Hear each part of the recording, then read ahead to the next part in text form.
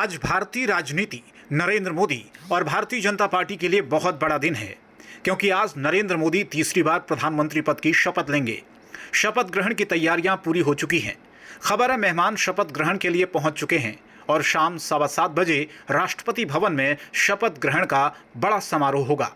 इसके साथ ही तीसरी बार नरेंद्र मोदी प्रधानमंत्री पद की शपथ ले लेंगे।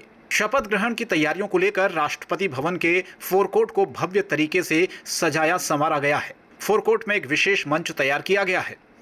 सूत्रों के मुताबिक करीब 8,000 मेहमान इस ऐतिहासिक आयोजन में भाग लेंगे।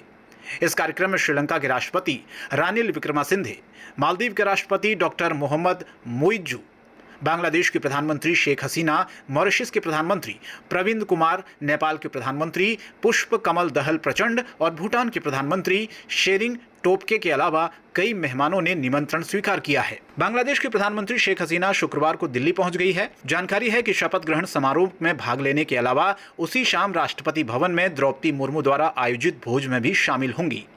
कुल मिलाकर देखा जाए तो इस खास मौके पर भारत के कई पड़ोसी देशों और हिंद महासागर क्षेत्र के नेताओं को विशिष्ट अतिथि के रूप में आमंत्रित किया गया है।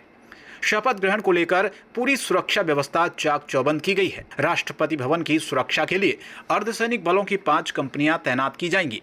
इसके अलावा एनएसजी कमांडो, ड्रोन और स्नाइपर्स भी समारोह के दौरान राष्ट्रपति भवन की सुरक्षा करेंगे। 9 जून को शाम 7:15 बजे शपथ। कई देशों के राष्ट्राध्यक्ष को न्योता। 9 और 10 जून को दिल्ली नो फ्लाइंग जोन घोषित। समारोह में 2500 पुलिसकर्मी तैनात। कई जगहों पर ड्रोन से निगरानी। दिल्ली ट्रैफिक पुलिस के मुताबिक 9 जून को संसद मार्ग, ट्रांसपोर्ट भवन और टी पॉइंट रफी अहमद किडवाल मार्ग के बीच north avenue road, south avenue road, Kushak road, Rajaji Marg, Krishna Menon मार्ग, ताल कटोरा रोड, पंडित पंथ मार्ग पर दोपहर 2 बजे से रात 11 बजे तक ट्रैफिक बंद रहेगा। यहाँ केवल पैदल चलने वालों को ही आवाजाही की अनुमति होगी। तो तैयारियां पूरी हो चुकी है। चुनावी नतीजे आने के 5 दिन बाद नरेंद्र मोदी तीसरी बार पीएम पद की शपथ लेंगे।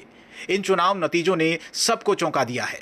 बीजेपी जितनी उम्मीद कर रही थी उससे कहीं कम उसका प्रदर्शन रहा। पार्टी को 240 सीटें ही मिली, जो बहुमत के आंकड़े से 32 सीट कम रही। वहीं 2019 के चुनाव में पार्टी को 303 सीटों पर जीत हासिल हुई थी। लेकिन अब सवाल यह है कि इस पूरे चुनाव में उम्मीद से ज्यादा प्रदर्शन करने वाला विपक्ष क्या इस समारोह में शामिल होगा? क्या उसको न्योता भेजा गया है? जानकारी मिली है कि मुख्य विपक्षी दल कांग्रेस ने कहा है कि उनके नेताओं को शपथ ग्रहण समारोह के लिए अभी तक निमंत्रण नहीं मिला है, जबकि टीएमसी प्रमुख ममता बनर्जी ने घोषणा की है कि उनकी पार्टी इस समारोह में शामिल नहीं होगी।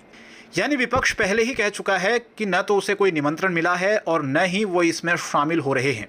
खैर, कौन कौन शामिल होगा, ये इतिहास बनेगा या नहीं, ये तो नहीं कह सकते, लेकिन आज जब मोदी तीसरी बार प्रधानमंत्री पद की शपथ लेंगे तो वो इतिहास जरूर रच देंगे, क्योंकि मोदी जवाहरलाल नेहरू के बाद यह उपलब्धि हासिल करने वाले दूसरे नेता बन जाएंगे।